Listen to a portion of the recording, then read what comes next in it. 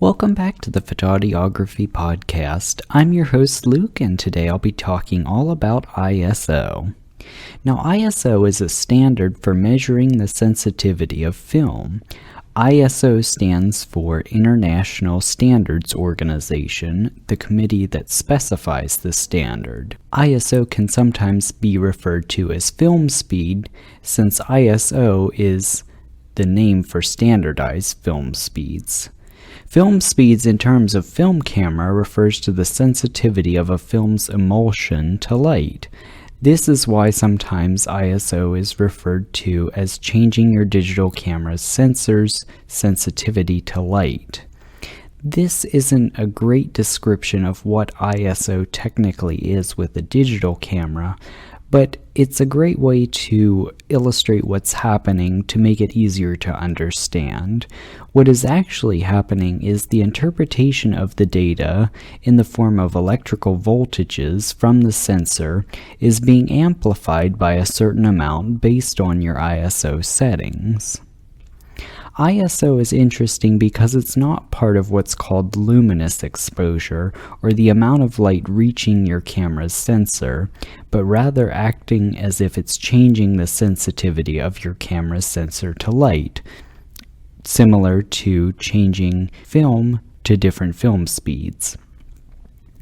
I once heard someone describe ISO as more of a map or a guide telling your camera how bright the image should be. ISO should be set as low as you can in the situation you're in to avoid image grain and noise. With greater amplification comes greater noise. Think of it like a speaker on a stereo. If you have it on a low volume, you usually don't hear anything, but if you turn the volume way up, even if you don't have any music or anything coming through the speakers, you'll often hear buzzing or some kind of static noise. If you're looking at your camera, you'll probably see ISO options of something along the lines of 100, 200, 400, 800, 1600, 3200, 6400, and so on. Like aperture and shutter speed, each successive ISO's setting is double the previous, meaning that there is one stop of light difference between each setting. ISO is reciprocal with shutter speed and aperture, meaning that if you increase the shutter speed to reduce motion, you can increase the ISO the same number of stops to compensate for the change. The higher the ISO, the brighter the image will be. But this comes at a cost. The higher your ISO, the more noise or grain your image will have. It's up to you to decide how much noise is appropriate for your image. Let's go a little more in depth with noise in your images. Every camera handles ISO differently. Some cameras can give you great results with fairly clean images over 6400 ISO, where other cameras you can start to see the image degrading at, say, 800 ISO. A good way is to get a print of your images from your camera at different ISOs. Let's say get an 8x10 or a 12x18 and see what ISO is acceptable for printing certain sizes. And it depends on the situation. Looking at an image on a screen might not always be the best way to judge, so I suggest if you're trying to figure out what settings to use on your camera, you print some images to see what results you get. Now, noise comes in two forms. Luminance noise appears as speckled patterns of light and dark areas. This type of noise is preferable because it looks more like film grain texture. The other type of noise is chrominance noise, which appears in an image as varying patterns of color. It doesn't have a film equivalent, but is unique to digital and is hard to remove from images. Luminance noise can be smoothed slightly to appear reduced. If you are noticing that your images do not look really sharp, try shooting with a lower ISO. Shooting at higher ISOs can make your image look less sharp because of grain or noise. For shooting handheld in lower light situations such as indoor concerts or other indoor events in places like auditoriums, gymnasiums, religious facilities, ISO is a great tool to have. Using flash to freeze actions in these situations is usually not appropriate, so setting your ISO high will allow you to use a higher shutter speed and reduce motion blur.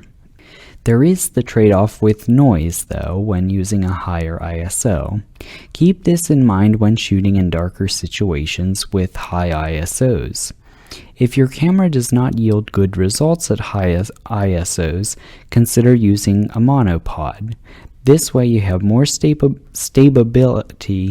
in lower light situations to allow for a slower shutter speed and a lower ISO.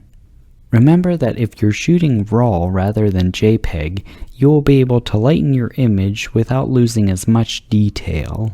If you're trying to shoot with manual exposure settings, some cameras will allow you to shoot manually with an auto ISO, where the camera decides what ISO is best based on the shutter speed and aperture you have set. Personally, ISO was the starting point for me for shooting manually. I would use the program mode and have the camera set pretty much everything except ISO.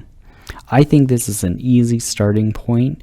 Just think that you want to keep the ISO as low as possible in your situation.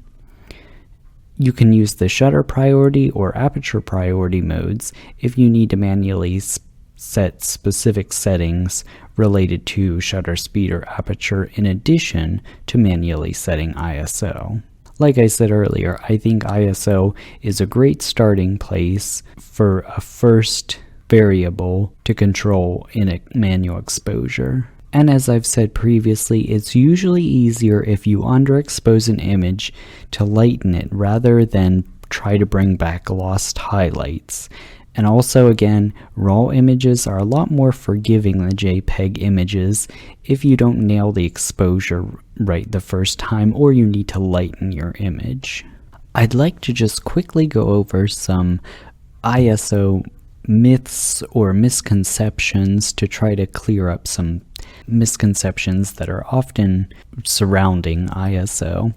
So first of all, and I mentioned this earlier, that ISO is not the sensor's sensitivity, and I think the misconception comes from sort of the film days where, if you think about it, the film was sort of the sensor of the camera in a way, and the different film speeds or the different ISOs on films would sort of act like changing the ISO on your digital camera. So that's where people think, oh, if I turn the ISO up, it's like making my sensor more sensitive, sort of like a higher ISO film, the emulsion is more sensitive to light.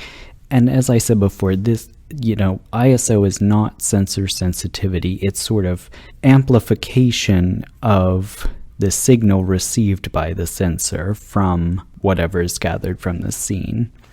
And also, there's another misconception, is ISO part of exposure? And sort of the technical aspect of it is yes and no.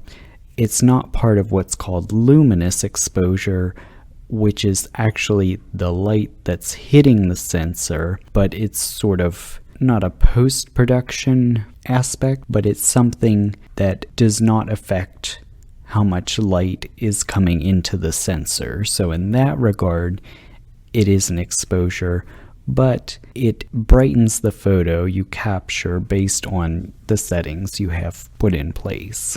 There's also another debate I've seen online before saying, can't you just lighten your image on the computer rather than raising the ISO?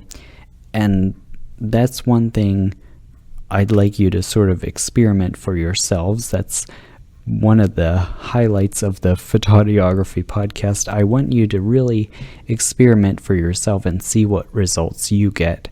ISO is a great tool on your camera, and I want you to really play around with it and get to know its shortcomings and its strengths. One last word of caution is if you're looking for a noise reduction software, beware.